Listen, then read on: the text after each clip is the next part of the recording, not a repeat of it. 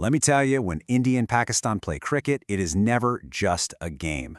You've got geopolitics, you've got shared history, and the passion of over 1 billion people all focused on 22 yards of grass. This isn't just a rivalry, it's the crucible of the subcontinent. And to really get why it means so much, you gotta follow the money. All right, let's start with a number, a big one, that explains why the whole world stops to watch. $300 million. Now that's the estimated economic value of a single India-Pakistan match. Think about that. It's a cornerstone of the entire global cricketing economy, a contest so massive that, honestly, international tournament schedules are basically built around making sure this one game happens.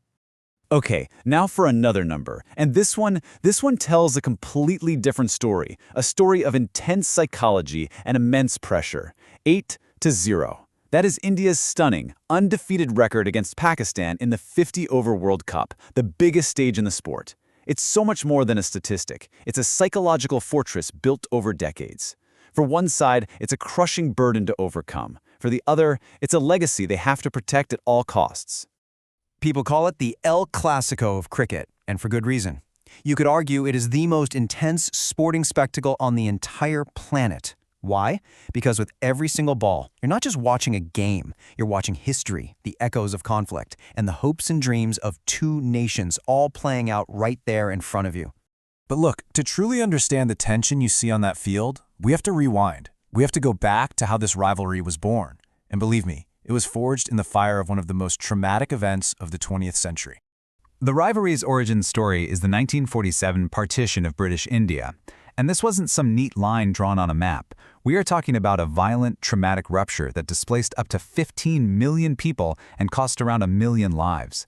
It created two nations that were locked in a rivalry from the very moment they were born. And then, get this, just 5 years later, with those wounds still so raw, they met on a cricket pitch for the first time. But here's the surprising part. That first encounter, it wasn't just defined by hostility. Not at all. There were these incredible moments of shared cultural harmony, what's known as Ganga Jamuni Tehzeeb. Reports from the time say crowds were cheering for good cricket, no matter which flag was on the player's jersey. Man, that is a world away from the hyper-partisan cauldrons we see today, right? And that 1952 series, it also established the core narrative that would define this thing for decades. Pakistan pulls off this shock win in Lucknow, and it proved something huge. Even as the newer, less resourced team, their unpredictable, mercurial talent could dismantle India's established structure. And that's the dynamic that's endured ever since, India's structural solidity versus Pakistan's unpredictable brilliance. So with that historical dynamic as the backdrop, you can just imagine the kind of pure, unscripted drama it set the stage for. We're talking about matches so iconic they have literally become modern folklore in both countries. Okay, picture this. Sharjah, 1986. The final of the Australasia Cup. Pakistan needs 4 runs to win from the very last ball of the entire match. A young Indian bowler, Chetan Sharma, runs in. He bowls, and Javed Miandad hits it for a colossal 6. That single shot, that one moment, inflicted a deep psychological scar on Indian cricket that lasted for a generation. Now, let's fast forward to 2022. Melbourne, 90,000 screaming fans. India is dead and buried. 31 for 4, chasing 160. A win doesn't just seem unlikely, it seems mathematically impossible. And then, Virat Kohli does the impossible. Needing 28 runs from just 8 balls, he hits 2 of the most logic-defying sixes you will ever see. One of them, straight back over the bowler's head, is what many have called the shot of the century. You know, Kohli's own words after the match perfectly captured the raw disbelief of it all. He had no idea how it happened. It wasn't just an innings, it was a miracle. A pure emotional outpouring that instantly became another legendary chapter in this rivalry's incredible theater. But this rivalry has never just been about what happens on the field. The cricket pitch has also been a negotiation table, a tool for statecraft, and ultimately, a casualty of political stalemate. For decades, leaders on both sides actually used the game as a diplomatic safety valve. In 1987, a surprise visit by Pakistan's General Zia to watch a match helped de-escalate military tensions that had brought both nations to the brink of war. And then in 2004, you had the Friendship Series, which saw thousands of fans crossing the border, creating this incredible wave of goodwill. And then, it all stopped, dead in its tracks. In November 2008, a single catastrophic event didn't just strain relations, it slammed the door shut on this entire era of cricket diplomacy.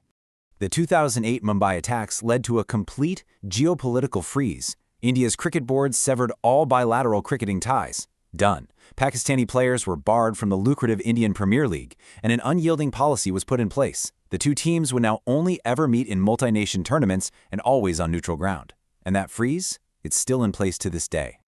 So, how does all this history, all this politics and drama, translate into results on the field?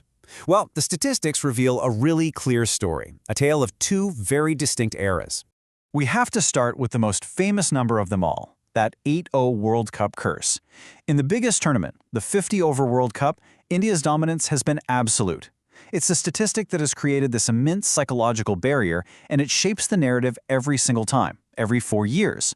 But, and this is interesting, when you zoom out to the overall head-to-head record, the story gets a lot more nuanced. Across all formats, tests, one-dayers, and T20s, Pakistan actually holds a slight edge, 88 wins to 81.